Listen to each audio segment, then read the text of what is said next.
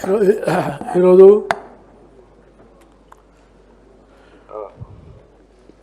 ఉనికి అనేటువంటి పుస్తకాన్ని విద్యాసాగరరావు గారు తన స్వీయ చరిత్రగా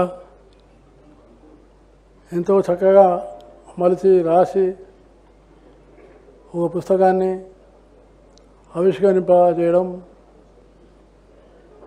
తెలంగాణ ముఖ్యమంత్రి గౌరవనీయులు రేవంత్ రెడ్డి గారు ఆవిష్కరించడం చాలా సంతోషకరమైన విషయమని.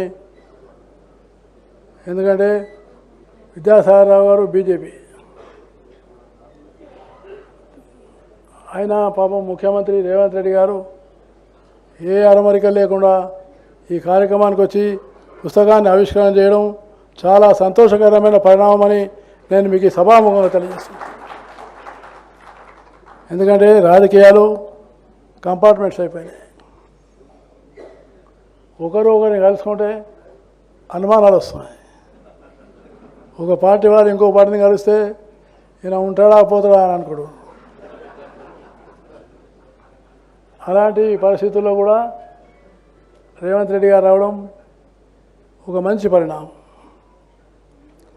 అలాగే తోటి శాసనమిత్రులు ఒరిస్సా గవర్నర్ డాక్టర్ హరిబాబు గారు, అలాగే కేంద్ర మంత్రి బండి సంజయ్ గారు, నా సహచర మిత్రుడు రాజ్యసభ సభ్యుడు డాక్టర్ లక్ష్మణ్ గారు, పెద్దలు మాజీ మంత్రివర్యులు సుబ్రహ్మరెడ్డి గారు, అలాగే మన ఎక్స్ ఎంపీ వినోద్ కుమార్ గారు, శ్రీధర్ బాబు గారు మంత్రివర్యులు, పొన్నం ప్రభాకర్ గారు మంత్రివర్యులు, విజయ్ కుమార్ గారు ఎంఎస్కో పబ్లికర్స్, రామచంద్రమూర్తి గారు పెద్దలు, మరియు ప్రతిభా శ్రీనివాస్ గారు, మిగతా అనేక మంది, చాలామంది పార్లమెంట్ సభ్యులు, ఎమ్మెల్యేలు, మాజీ ఎమ్మెల్యేలు, అనేక మంది పెద్దలు పాల్గొంటున్నారు. అనేక మంది మేధావులు కూడా ఉన్నారు. మీ అందరికీ నాతో కలిసి పనిచేసినటువంటి తోటి కార్యకర్తలు కూడా ఉన్నారు. చాలామంది వాళ్ళ కుటుంబ సభ్యులు ఉన్నారు. మీ అందరికీ నేను హృదయపూర్వకమైనటువంటి నమస్కారం తెలియజేస్తున్నాను. ముఖ్యంగా విద్యాసాగరరావు గారి ఈ పుస్తకం, విద్యాసాగరరావు అనేది పుస్తకము, ఇది ఒక మంచి ఇంట్రెస్టింగ్ బుక్. ఎందుకంటే ఇంతకుముందే ఒకటి చెప్పారు, వారి కుటుంబంలో ఎక్కువ మంది వామపక్ష భావజాలకు సంబంధించిన వాళ్ళు ఉన్నారు.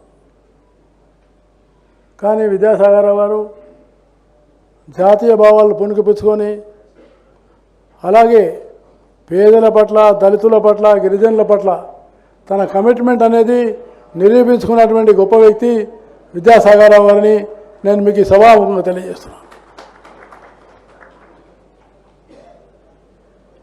నాకు సంఘటన గుర్తుకొస్తుంది. 1982లో నేను సంఘటన మంత్రిగా ఉన్నాను. వారు కరీంనగర్ కోర్టులో young advocate, not only young advocate but leading advocate, leading criminal lawyer. 82లోనే విద్యాసాగరరావు గారు చాలా లీడింగ్ క్రిమినల్ లాయర్. నేను సంఘటన మంత్రిని, అంటే సంఘ ప్రచారక్. కరీంనగర్ పర్యటన కోసం వెళ్ళాను.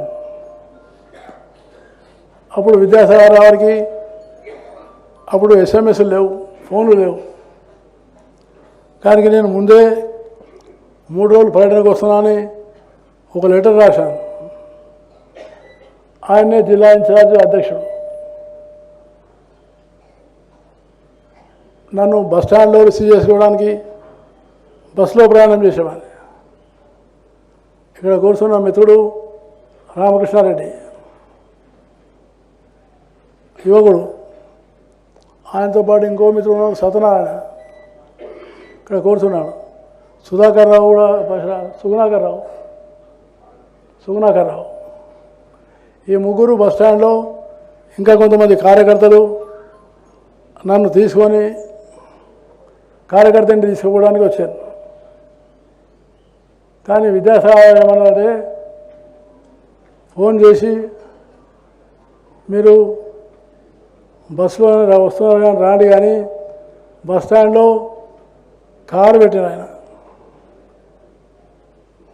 నేను మొట్టమొదటిసారి ఫస్ట్ టైం ఓ సంఘటనా మంత్రిగా ఆయన కారు పెట్టి నన్ను కారులో తీసుకుపోయిన వ్యక్తి విద్యాసాగర్ రావు గారని నేను మీకు సభాముఖంగా మనం చేస్తాను. అంటే సంఘటన మంత్రి సంఘటన పట్ల అంత గౌరవం మర్యాద ఉండేది. అప్పుడు పెద్దలు ఇద్దరు, వి రామారావు గారు, బంగారు లక్ష్మణ్ గారు, వాళ్ళిద్దరూ సాగర్జీకి మార్గదర్శకులు.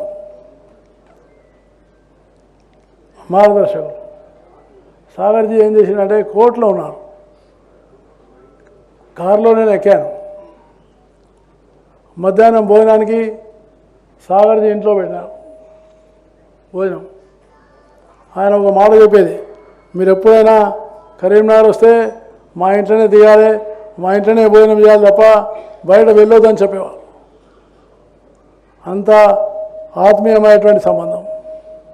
40 సంవత్సరాలు కలిసి పనిచేసినాం. ఏ ఒక రోజు కూడా మా ఇద్దరి మధ్యలో మనస్పర్ధలు భేదాలు అనేవి రాలేదని నేను మీకు హృదయపూర్వకంగా తెలియజేస్తున్నాను. సమస్య మీద ఏదైనా భిన్నాభిప్రాయం ఉంటుండే, కానీ మనస్పర్ధలు ఉండదు. ఇది రాజకీయాల్లో ఉన్న నాయకులందరూ కూడా అర్థం చేసుకోవాలి. పాత తరంలో ఉన్న నాయకులు చాలామంది చూశాను, మనస్పర్ధలే ఉండదు, అంటే విభేదాలు ఉండొచ్చు, మన యొక్క ఆలోచన విధానం వేరే ఉండవచ్చు. అంతర్మాతాన మనసును బాధ పెట్టుకోవద్దనేటువంటి ఆలోచనని విద్యాసాగర్ రావులో చూశాను. ఎందుకంటే వారు మొట్టమొదటిసారి ఎమ్మెల్యేగా అయ్యాను. ఎమ్మెల్యే అయిన తర్వాత కూడా హరిబాబు గారు చెప్పినట్టు తనదంటూ అసెంబ్లీ యొక్క చరిత్రలో ఒక స్థానాన్ని నిలబెట్టుకున్నటువంటి నాయకుడు విద్యాసాగర్ రావు అని నేను మీకు సభాముఖంగా మనం చేస్తాను. అలాగే నక్సలైట్లతోని ఆ రోజుల్లో చాలా పెద్ద పోరాటం జరుగుతున్నది, చాలా రోజుకు ఒక హత్య జరుగుతున్నది, రాజకీయ హత్యలు. ఆ సందర్భంలో కూడా విద్యాసాగర్ రావు కోర్టులో నిర్వహించిన పాత్ర కానీ బయట నిర్వహించినటువంటి పాత్ర కానీ ఆ సమన్వయం, నక్సలైట్లో ఎన్ని రకాలైనటువంటి ఆలోచనలు ఉన్నా కూడా వారు ఎంతవరకు ఎక్కడికైనా బీజేపీ కార్యకర్తలను ఏబీపీ కార్యకర్తలను రక్షించుకోవాలని ప్రయత్నం చేసినటువంటి ముఖ్యమైన నాయకుల్లో విద్యాసాగర్ ఒకరని నేను మీకు సభాముఖంగా తెలియజేస్తాను. ఆ కాలంలో బీజేపీకి పెద్ద ఆదరణ లేదు. ఆదరణ ఇవ్వాలంటే చాలా ఎంపీలు ఉన్నారు, ఎమ్మెల్యేలు ఉన్నారు, ఆదరణ లేదు, డబ్బులు కూడా ఉండేవి కావు. అలాంటి సమయంలో ఏ సమయంలో అయినా విద్యాసాగర్ గారు నేను ఉన్నాను అని చెప్పినటువంటి పెద్ద మనిషి విద్యాసాగర్ రావు అని నేను మీకు సభాముఖంగా తెలియజేస్తున్నాను. సో ఆ రకంగా వారు అనేక సంవత్సరాలు చాలా కష్టాలు వచ్చినాయి, చాలా ఇబ్బందులు వచ్చినాయి ఈ 40 సంవత్సరాల్లో. కానీ 1999 నుంచి దశ మారింది, బీజేపీ దశ మారింది. వాజ్పేయి గారు ప్రధానమంత్రి అయింది, విద్యాసాగర్ రావు అధ్యక్షుడు. అప్పుడు వాజ్పేయి గారి ప్రభుత్వంలో ఉంటూ అధ్యక్షుడిగా ఉండే ఆంధ్రప్రదేశ్ రాష్ట్రం.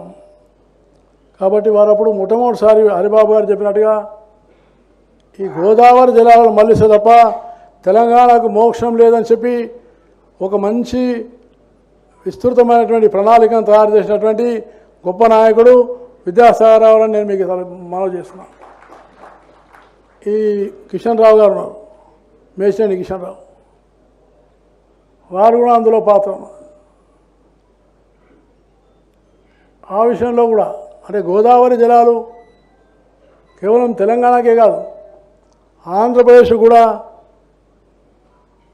రాయలసీమ జిల్లాలకు వాటిని కూడా సస్యశ్యామలం చేయాలని ఆలోచన చేసి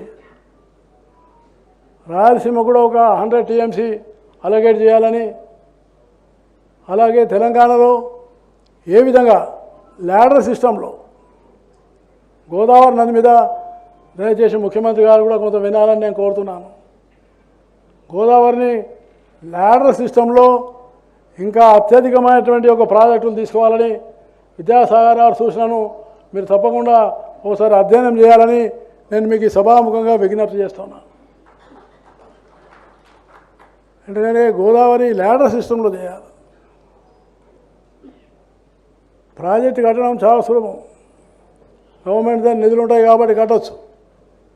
తర్వాత దానికి అయ్యేటువంటి ఒక ఏదైతే ఖర్చులు ఉంటాయో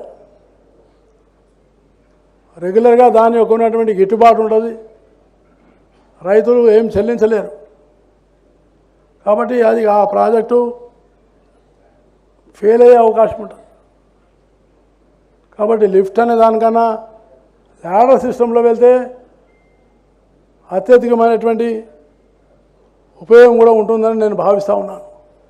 అలాగే రెండో విషయాన్ని, ఇక్కడ సిద్ధాంతపరమైన విభేదం. ఎందుకంటే తెలంగాణ విషయంలో ఆయన అధ్యక్షుడుగా ఉన్నప్పుడే, విద్యాసాగర్ అధ్యక్షుడుగా నేను కేంద్ర మంత్రిగా ఉన్నాను. మా అందరికీ కూడా అర్థం కాలేదు. నిజాం కాలేజ్ గ్రౌండ్లో ఒక చాలా పెద్ద బహిరంగ సభ పెట్టాను. దానికి లాల్ కృష్ణ అడ్వాణి గారిని ముఖ్య అతిథిగా ఇన్వైట్ చేసినాం. మేము బహిరంగ సభనే అనుకుంటున్నాం. స్వతంత్ర సమరయోధుల్ని సన్మానం చేయడం అంటే చాలామంది స్వతంత్ర సమరయోధులు వచ్చినట్టు చాలా పెద్ద బహిరంగ సభ ఉంది. కానీ మొట్టమొదటిసారి తెలంగాణ విమోచన దినోత్సవం అని ఉన్నదని తెలంగాణ చరిత్రలో, దేశ చరిత్రలో గుర్తింపు తీసుకొచ్చినటువంటి వ్యక్తి విద్యాసాగర్ రావు అని నేను మీకు సమాపంగా మనం చేస్తాను. ఇప్పటికీ తెలంగాణ డిబేటే విలీనమా విమోచన అని. కానీ ఆనాడు విమోచన అంటే ఎవరు అర్థం చేసుకునే వాళ్ళు కాదు. ప్రత్యేకించి జర్నలిస్ట్ మిత్రులు కూడా విమోచన ఎట్లా అనేవాళ్ళు. కానీ దాన్ని విపులంగా సైద్ధాంతికపరమైనటువంటి ఆలోచనతో విమోచన అని చెప్పేసి నిరూపించినటువంటి గొప్ప నాయకుడు విద్యాసాగర్ అని మనం చేస్తున్నాం.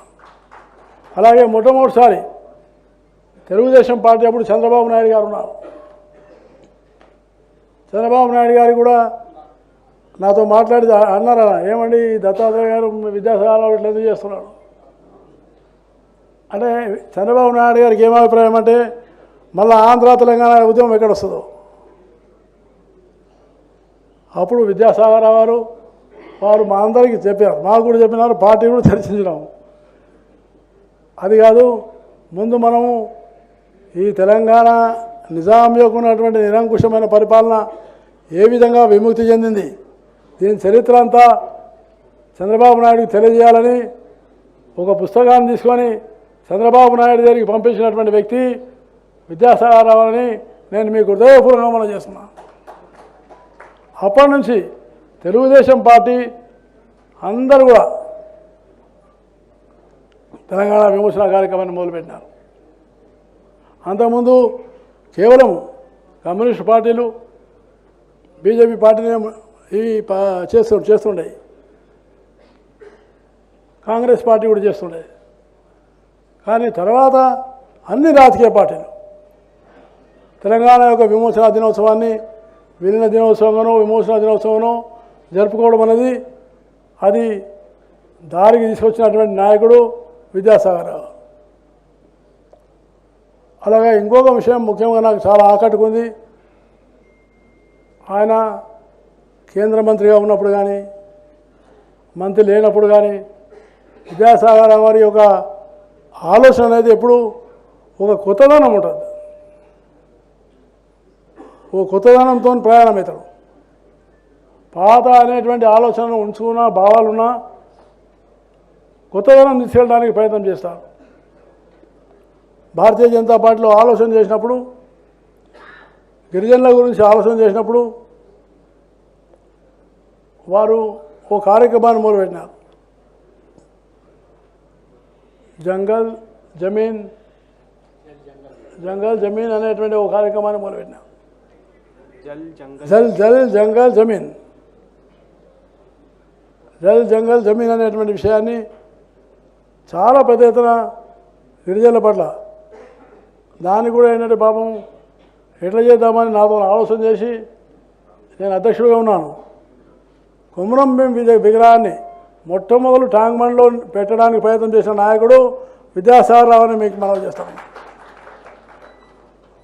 నేను ఆయన ఇద్దరం వెళ్ళాం. పోలీసు వాళ్ళు అనుమతించకపోయినా మేము చాలా జాగ్రత్తగా వెళ్ళి అక్కడ విగ్రహాన్ని పెట్టినాం. ఆ రకంగా గిరిజనుల పట్ల హరిబాబు గారు చెప్పినట్టు నేను గవర్నర్ల కాన్ఫరెన్స్లో ఉన్నాను. గవర్నర్ కాన్ఫరెన్స్లో ఉన్నప్పుడు ప్రధానమంత్రి నరేంద్ర మోడీ గారు ఈ గిరిజనుల ఇష్యూ మీద చర్చ అవుతున్నప్పుడు నేను హిమాచల్ ప్రదేశ్ నేను గవర్నర్ని.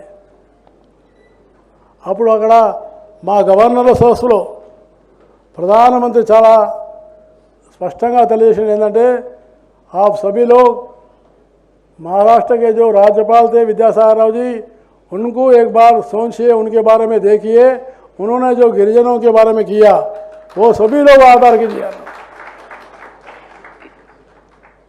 మళ్ళీ నాతోటి లంచ్లో మాట్లాడినప్పుడు గుర్తు చేసినాడు.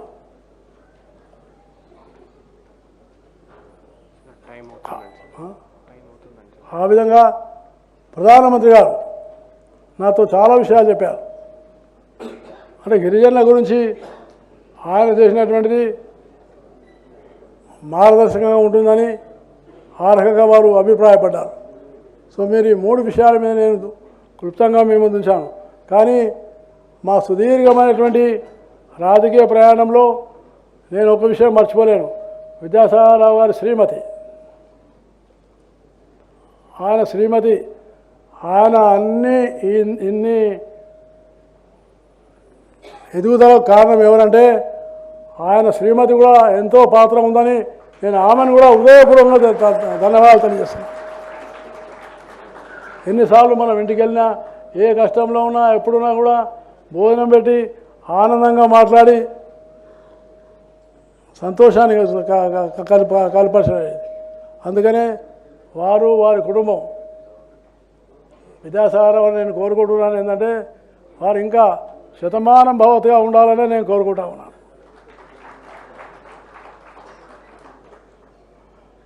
ఇంకా వేరే చాలా విషయాలు ఉన్నాయి కానీ సమయం అభావం ఉంది. కానీ ముఖ్యంగా బండి సంజయ్ అప్పుడు సామాన్య కార్యకర్త, ఆవేశపరుడు. కానీ విద్యాసాగర్ నాతో చెప్తున్నాడు ఆయన, దత్తాత్రేయ గారు ఆ పిల్లాడు ఆవేశపడే కానీ చాలా భవిష్యత్తు ఉంది, చాలా చురుకైన పిల్లాడు, ఆ పిల్లవాడిని మనం ముందుకు తీసుకెళ్ళాలని మాత్రమే చెప్తుండేవాడు విద్యాసాగర్.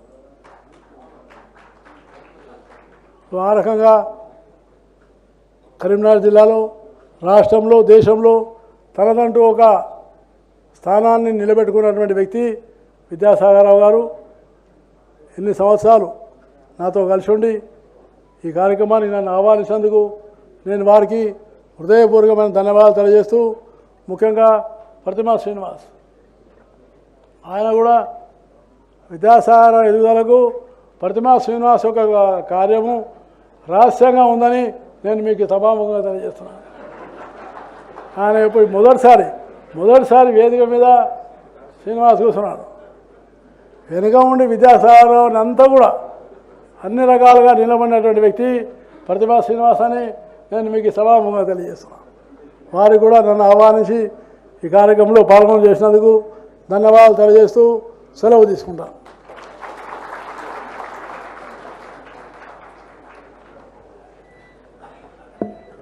దత్తాత్రేయ గారు మొత్తం